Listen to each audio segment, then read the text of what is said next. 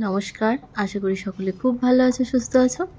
ঘরকন্যা লাইফের নতুন IT cooking ব্লগে সকলকে স্বাগত জানাই। আজকে তোমাদের সঙ্গে একটি দুর্দান্ত স্বাদের ডালের রেসিপি শেয়ার করব। একদম বিয়েবাড়ির মতো স্বাদে। তো মুগ ডালের রেসিপি মাছের মাথা দিয়ে খুব টেস্টি হয় খেতে, আর একবার খেলে বারবার কিন্তু খেতে ইচ্ছা করবে। চলো রেসিপিটা শুরু করি। এই যে দেখো, প্রথমেই মাছের মাথাটাকে আমি ভালো করে ভেজে নেব। আর মাছের মাথাটা কিন্তু খুব সুন্দর করে ভেজে নিতে হবে, একদম লাল লাল করে, মানে যেন একটু কাঁচা না থাকে। কাঁচা থাকলে কিন্তু ডালের স্বাদটা চেঞ্জ হয়ে যাবে আর খেতে কিন্তু ভালো লাগবে না।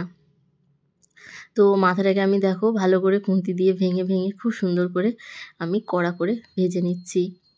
আর এটা কিন্তু কাতলা মাছের মাথা, তোমরা রুই মাছের মাথা দিয়েও তৈরি করতে পারো।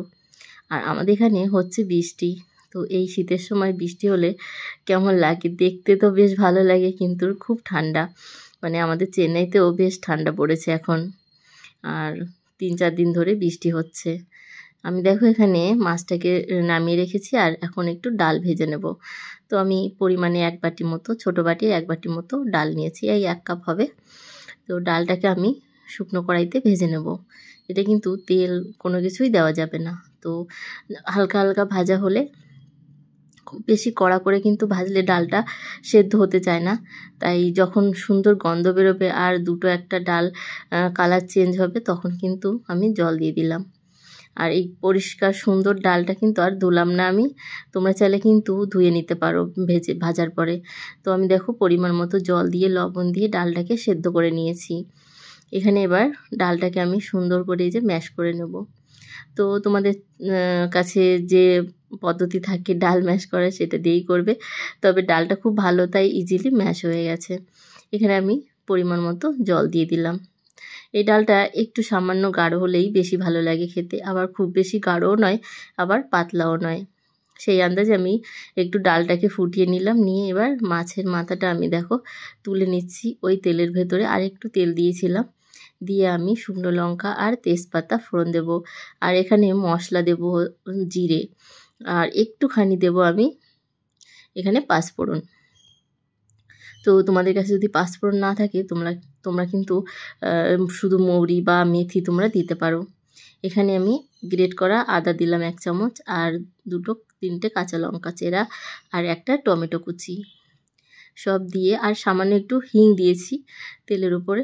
তো হিংটা দিলে স্বাদটা কিন্তু খুব সুন্দর আসবে। এখানে আদা, একটুখানি জিরে বাটা, আর এর সঙ্গে আছে একটুখানি কাঁচা লঙ্কা বাটা। তো আমি চিড়েও দিয়েছি, আবার একটু বেটেও দিয়েছি, আর আছে একটুখানি রসুন, 2-1 কোয়া রসুন আমি একসঙ্গে বেটে দিয়েছি।